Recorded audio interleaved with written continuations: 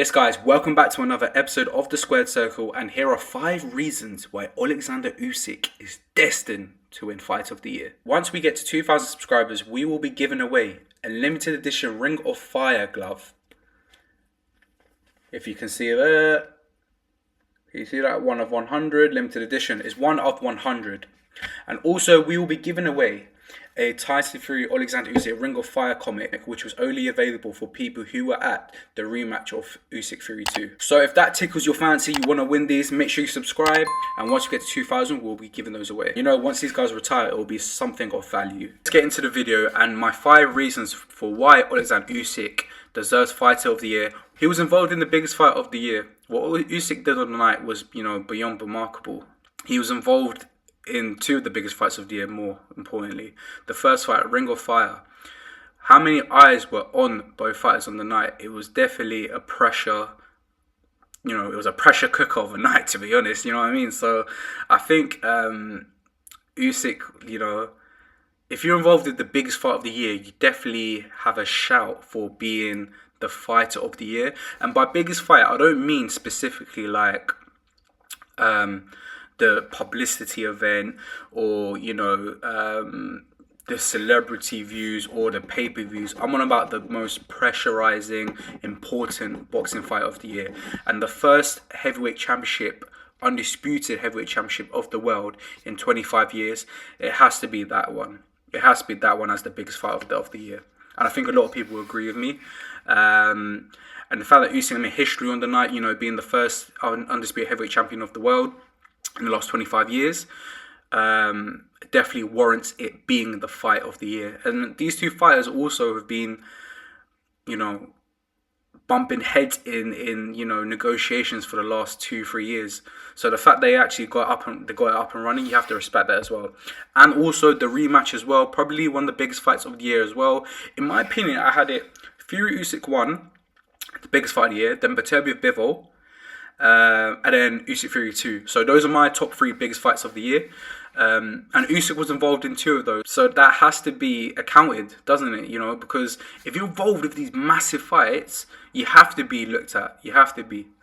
And that's what me saying, Oleksandr Usyk won't be looked at. Of course he's going to be looked at regardless if he wasn't. I'm just saying, like, even if it was anyone else, you have to take that into account. Now, reason number 2, he handled Fury's tactics, negotiations, kidology with the utmost professionalism. What he had to experience this year was quite mad.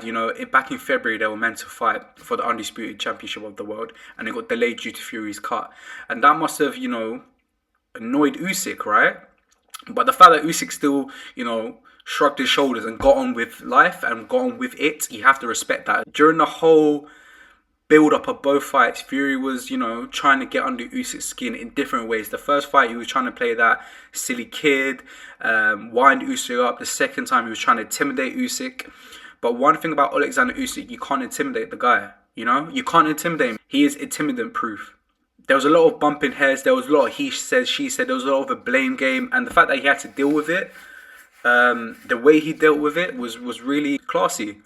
And I know a lot of you might be thinking, look, how can you talk about things that happen outside of the fight? It doesn't take account into a fight of the year. It does. If you think about it, he was away from his family for such a long time, and the fact that Fury, gave him a longer time away from his family because he had to train longer to make sure he's matched up for the fight in May, I'd be pissed off. And that will probably get under my skin. And the fact that Usyk never let it get under his skin and performed the way he performed, wow. My 3rd reason, he represented Ukraine on the biggest stage. I'm pretty sure a lot of you know what's happening in Ukraine with Russia, the war, which we're not going to get into because this is a boxing channel, not a political channel. It is sad what's happening in Ukraine, and what Oleksandr Usyk does and is, he's a beacon of hope. The amount of pressure he had, imagine your whole country is relying on you to win so you can make a message.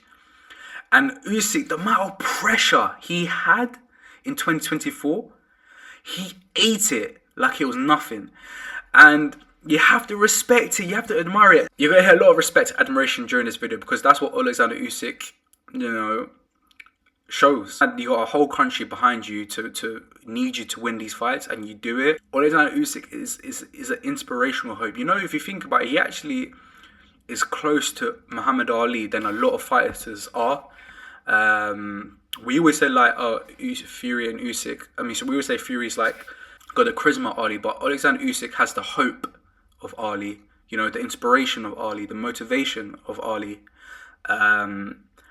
And you know, he is the people's champion, isn't he? Because he makes people feel that I'm in this situation where, you know, my house is getting bombed, I'm living in ruins, but I'm looking at someone that's from my country, you know, becoming something that people will talk about in the next 100, 200 years in the history of the sport of boxing. So the fact that he created happiness and hope during, you know, desperate, horrible times for Ukrainian people is heartwarming, to be honest. So that definitely must play a factor in people deciding who does fight of the year, because the pressure he dealt with and still displayed elite boxing and great performances.